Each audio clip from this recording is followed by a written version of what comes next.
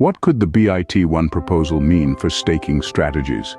Could it possibly necessitate a shift towards more diversified approaches? Welcome to another informative session where the introduction of Dynamic TAO, tied to the performance of various subnets, is examined for its potential opportunities and risks. This serves as a guide to understand potential strategies and frameworks that might be relevant if the proposal is passed. Picture this. Instead of placing all your Dynamic TAO in a single subnet, you distribute your stake across multiple subnets. This basket approach, much like a mutual fund, helps spread out risk.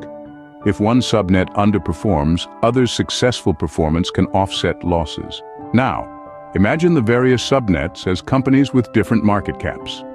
First, we have the blue-chip subnets. These are the established, reliable players within the Bittensor network. Staking your Dynamic TAO here is akin to investing in large-cap stocks, known for their stability and lower risk. They might not offer skyrocketing returns, but they promise a steadier course. Next up are the mid-cap subnets. These subnets are the middle ground players. They have room to grow and may offer higher rewards, but with increased risk. They're comparable to mid-cap stocks, which have weathered the turbulent startup phase but haven't yet reached the stability of blue chips. Then we have the small-cap subnets.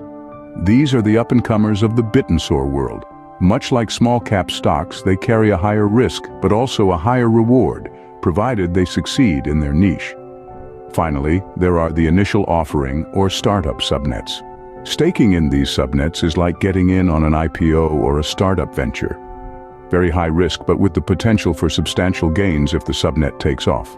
By diversifying across these classes of subnets, you could potentially cushion against volatility, while still capitalizing on growth opportunities.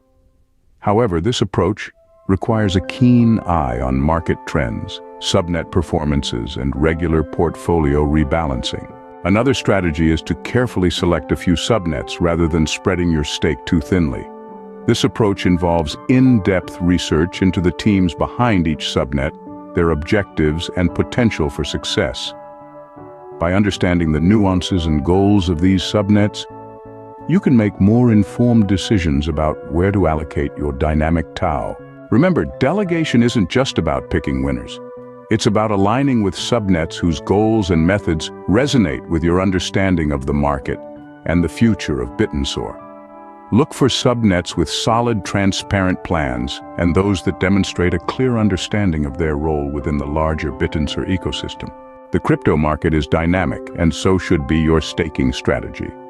Regularly, reevaluate your chosen subnets and be ready to reallocate your stake as the market and network conditions change. Stay informed about Bittensor developments and broader market trends. The more informed you are, the better your chances of successful delegation. In this session, we've covered the potential implications of the BIT1 proposal for staking strategies, used the analogy of companies with different market caps to explain the concept of subnets, and outlined potential strategies for subnet delegation. This is purely hypothetical and educational at this stage till we see the final proposal. Until next time, stay curious and informed.